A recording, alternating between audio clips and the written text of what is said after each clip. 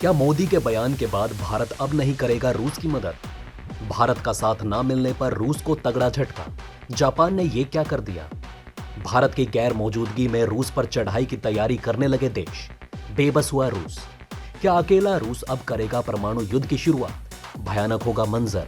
Putin बोले मैं मजबूर। आइए दोस्तों, पहले आपको बताते हैं कि अफगानिस्तान के इस विदेश मंत्री का गुस्सा हो जाना पाकिस्तान को कितना भारी पड़ रहा है। एक ही बार में इस पूर्व विदेश मंत्री ने पाकिस्तान की सारी पोल पट्टी खोलकर रख दी है। उसके बाद जानेंगे कि आखिर अब कैसे रूस अकेला पड़ गया, जहां भारत भी उसकी मदद को आगे नहीं बढ़ेगा। दोस्तों, अफगानिस्तान को आतंकियों का गढ़ बताने वाले पाकिस्तान के प्रधानमंत्री शहबाज शरीफ के खिलाफ गुस्सा फूट पड़ा है और अफगानिस्तान में शहबाज शरीफ की काफी आलोचना की जा रही है। अफगानिस्तान के पूर्व विदेश मंत्री मोहम्मद हनीफ अतमार ने संयुक्त राष्ट्र महासभा में अपने संबोधन में अफगानिस्तान से आतंकी खतरों के बारे में चिंता जताने के बाद पाकिस्तान के प्रधानमंत्री शहबाज शरीफ की खिंचाई की और कहा है कि पाकिस्तानी प्रधानमंत्री अपने देश में भरे पड़े आतंकवादी और आतंकवादी संगठनों के नाम भी बताए। पूर्व अफगान विदेश मंत्री ने कहा कि पाकिस्तानी प्रधानमंत्री संयुक्त राष्ट्र में अपने देश में आतंकवादियों के बारे में बताने में नाकाम रहे। मोहम्मद हनीफ अतमार ने एक के बाद एक कई ट्वीट किए जिसमें शहबाज शरीफ की जमकर आलोचना की है। उन्होंने कहा कि शहबाज शरीफ अपने भाषण में लश्कर-ए-तैयबा और जैसे मोहम्मद जैसे पाकिस्तानी आतंकवादी संगठनों का नाम लेने में विफल रहे हैं। आपको बता दें कि पाकिस्तानी प्रधानमंत्री ने संयुक्त राष्ट्र में अफगानिस्तान में कई आतंकवादी संगठनों के होने की बात कहते हुए उसे दुनिया के लिए खतरा करार दिया है, जिसके बाद अफगानिस्तान में उनका भारी विरोध शुरू हो गया है और दोनों देशों के बीच संबंध और खराब होने की संभावना जताई जा रही है। पिछले दिनों तालिबान भी पाकिस्तान के खिलाफ जमकर भड़ास निकाल चुका है। हनीफ अतमार ने लश्कर-ए-तैयबा का नाम जानबूझकर हटाते हुए अच्छे और बुरे आतंकवादियों के बीच भेद करने के लिए पाकिस्तानी पीएम की फटकार लगाई और कहा कि पाकिस्तान में सबसे ज्यादा आतंकी संगठन मौजूद है। पूर्व अफगान विदेश मंत्री ने अपने ट्वीट में कहा कि यूएनजीए में प्रधानमंत्री शहबाज ने अफगानिस्तान से सक्रिय प्रमुख आतंकवादी समूहों द्वारा उत्पन्न खतरे के बारे में चेतावनी दी और उन्होंने कहा कि अफगानिस्तान क्षेत्र और अंतर्राष्ट्रीय समुदाय के लिए महत्वपूर्ण चिंता का विषय होना चाहिए। तो मैं उनसे कहना चाहता हूं कि सबसे पहले उन्होंने अपनी लिस्ट में भेदभाव किया है और अपनी सूची में लश्करे और जैश-ए मोहम्मद का नाम हटाकर अच्छे और बुरे आतंकवादियों के बीच भेद किया है।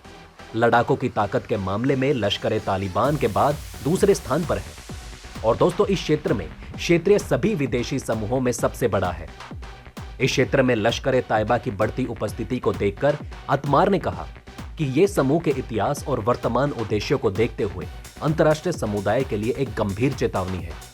उन्होंने कहा कि शहबाज शरीफ दुनिया के सामने अमेरिकी हमले का जिक्र कर रहे थे, फिर भी वो अपने देश में आतंकी संगठनों को लेकर कोई जिम्मेदारी नहीं ले रहे। अतमार ने कहा कि इन समूहों से निपटने के लिए पाकिस्तान के प्रधानमंत्री के जोर में रणनीति का अभाव है। उन्होंने कहा कि अफगानिस्तान को भी अंतर्राष्ट्रीय समुदाय के सामने साफ करना चाहिए कि आतंकवाद के खिलाफ स्थायी कार्यवाही और स्थायी शांति अफगान सरकार के प्रतिनिधित्व, समावेशिता और वैधता पर निर्भर करती है। इसके साथ ही उन्होंने कहा कि अब सवाल यह है कि क्या पाकिस्तान वास्तव में अंतर अफगान वार्ता का समर्थन करने के लिए एक अंतर्राष्ट्रीय और क्षेत्रीय प्रयास का हिस्सा बनने और दोहा समझौते के पक्षों के बाध्यकारी दायित्वों के आधार पर इस तरह के परिणाम के लिए एक राजनीतिक समझौता करने को तैयार है। आपको बता दें कि इससे पहले शुक्रवार को पाकिस्तान के प्रधानमंत्री ने अफगानिस्तान से पैदा हो रहे आतंकवाद के खतरे पर चिंता जताई थी। यूएनजीए के 77वें सत्र में अपनी टिप्पणी के दौरान शहबाज शरीफ ने कहा था कि पाकिस्तान अफगानिस्तान से संचालित आतंकवादी समूहों द्वारा उत्पन्न खतरे के संबंध में अंतर्राष्ट्रीय समुदाय की प्रमुख चिंता साझा करता है। उन्होंने इस्लामिक स्टेट खुरासान और Tehrik-e-Taliban Pakistan, al Qaeda, East Turkistan, Islamic movement और इस्लामिक मूवमेंट ऑफ उज्बेकिस्तान सहित कई समूहों का नाम लिया। टोलो न्यूज की रिपोर्ट के अनुसार शरीफ की टिप्पणी पर अफगानिस्तान से कड़ी प्रतिक्रिया मिली, जिसमें तालिबान भी शामिल है। तालिबान ने भी आधिकारिक तौर पर पाकिस्तानी प्रधानमंत्री के बयान की आलोचना की। वहीं अफगानिस्तान के पूर्व राष्ट्रपति हामिद करजई ने कहा कि अफगानिस्तान आतंकवाद का शिकार रहा है और पाकिस्तानी सरकार ने आतंकवादियों को संरक्षण देने का काम किया है और दशकों से ये आतंकवादी अफगानिस्तान के खिलाफ इस्तेमाल किए जा रहे हैं। आइए दोस्तों, अब जानते हैं आखिर अब किस मोड़ पर भारत का जिगरी अकेला पड़ चुका है। दोस्तों, रूस के राष्ट्रपति व्लादिमीर पुतिन ने कहा कि वो सीमा की रक्षा के लिए परमाणु हथियारों के इस्तेमाल के लिए तैयार हैं। इसको देखते हुए जापान ने मॉस्को के खिलाफ अतिरिक्त प्रतिबंध में रूस का रासायनिक हथियारों से संबंधित सामानों के निर्यात पर प्रतिबंध लगाने का फैसला किया। जापान के मुख्य सचिव हिरोकाजु मात्सुनो ने कहा कि रूस के यूक्रेन पर संभावित परमाणु खतरे के हमले को देखते हुए जापान चिंतित है और वो रूस पर इस तरह के प्रतिबंध लगाने जा रहा है। पुतिन की धमकी के बाद रूस के परमाणु हथियारों के इस्तेमाल की आशंका बढ़ चुकी है। जापान के मुख्य कैबिनेट सचिव हिरोकाजु मात्सुनो ने कहा कि जापान ने यूक्रेन पर अपने आक्रमण को लेकर मॉस्को के खिलाफ अतिरिक्त प्रतिबंध में रूस को रासायनिक हथियारों से संबंधित सामानों के निर्यात पर प्रतिबंध लगाने का फैसला किया। जापान रूस के परमाणु हथियारों के संभावित उपयोग के बारे में गहराई से चिंतित है।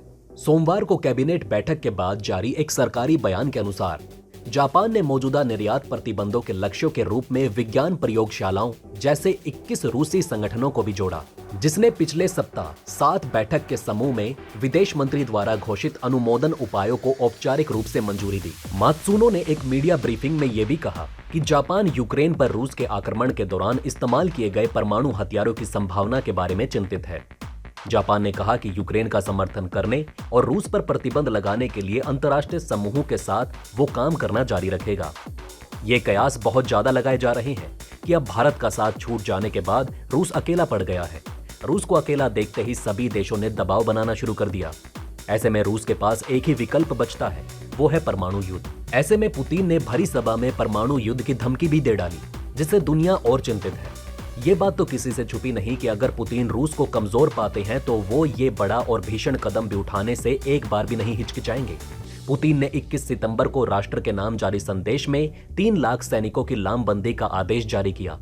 मीडिया रिपोर्ट्स के मुताबिक रूस के पास करीब 20-25 लाख रिजर्व सैनिक हैं। हालांकि रूस का दावा है कि उसके पास 2.5 करोड़ लोगों का रिजर्व फोर्स है। पुतिन का ये आदेश ऐसे समय पर आया जब हाल के दिनों में जंग में रूसी सेना को भारी नुकसान हुआ। पुतिन ने इस दौरान परमाणु हमले की धमकी भी दी। इसी को लेकर जापान रूस पर प्रतिबंध लगाने की बात कर रहा है। अब दोस्तों, आप हमें कमेंट सेक्शन में बताइए कि क्या ये बातें आपको पहले से पता थी। अगर नहीं तो इनमें से कौन सी बात आपको सबसे ज्यादा इंटरेस्टिंग लगी, और कमेंट बॉक्स में जय हिंद लिखना ना भूलिएगा। तो दोस्तों, हमारे इस वीडियो में हमने आपको बहुत सी बातें बताने की कोशिश की। अगर आपको हमारी ये कोशिश अच्छी लगी हो तो प्लीज लाइक करें इस वीडियो को, और इसी तरह की और जानकारी पाने के लिए सब्सक्राइब करें हमारे चैनल को। जितना हो सके इस वीडियो को शेयर करना ना भूलें। धन्यवाद।